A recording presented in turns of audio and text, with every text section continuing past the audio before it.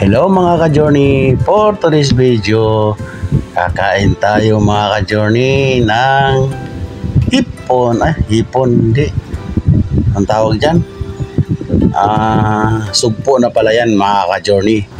Ayan, at dialysis ko kahapon, so ngayon mga ka-journey babawi tayo ng kain. Meron din tayong okra, tapos kalahati lang ng mangga, tapos isa lang saging. At meron din tayong isda mga ka-journey.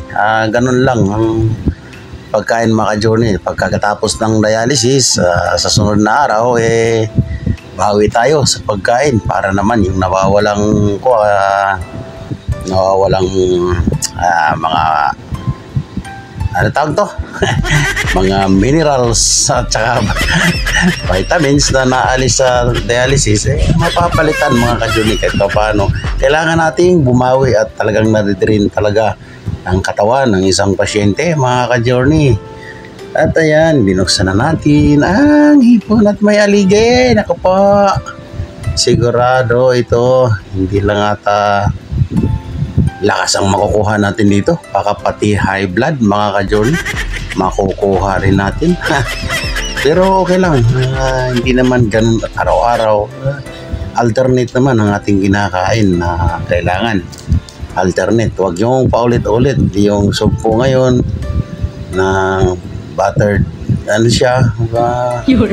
buttered shrimp na ganyan, sunod na araw ganun ulit, sunod na araw ganun naman ulit, pero iba-iba lang ang luto. Huwag ganun. Kailangan mga ka-journey iba-iba. May protein yung mga sinasabi nilang carbohydrates o vegetable, mga ganyan.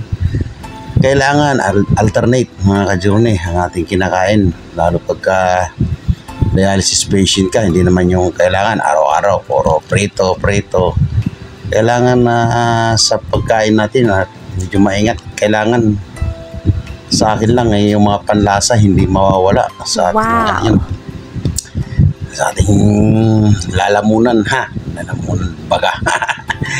At yun, kahit pa paano sa tagal-tagal ko na naging dialysis patient, yung panlasa ko naman goods na goods, kaya kahit man yung kakainin ko at kahit hindi ganun ka lasa nakakain pa rin ka-journey. Yun lang, kailangan lang talaga kumain para yung lakas mababalik every other day, kasi pagka hindi may babalik tutuloy ang mauubos yung katawan natin, talagang hindi ka magtatagal.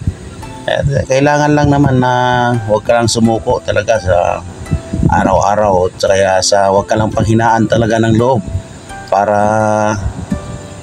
hindi ka babagsak at hindi bibigay yung katawan mo. Unang-una, yung isip mo kailangan laging positive lang mga ka-journey, kahit sa kabila ng ganitong sitwasyon mo o kung ano mga meron tayo na daanan ngayon sa buhay mga ka-journey, think positive lang. Huwag ka lang mapagod, tiyaga lang, tiis lang talaga, tiis lang. Huwag kang mapapagod at huwag kang susuko, kasi pag napagod ka, doon na mag-umpisa yung walang ka ng ganang magpasalang or mawalan ka ng ganang sa buhay, hindi ka nakakain, mga ganun. Yung maintenance din pati mga ka-journey. Aware lang po kayo mga ka-journey sa mga ganitong sakit. Dumadami na po ngayon ang may kidney failure sa ating mga Pilipino, kasi nga sa mga pagkain din yan nakukuha, hindi lang po sa mga gamot, nahalo na rin sa pagkain. At yun, kailangan ingatan ang ating sa pagkain, sa gamot, sa mga iniinom. Uso ngayon marami na mga instant ngayon ang nauuso mga ka-journey, kaya kailangan tubig lang, tubig. Thank you mga ka-journey, yun lang. Follow for more videos mga ka-journey. Thank you.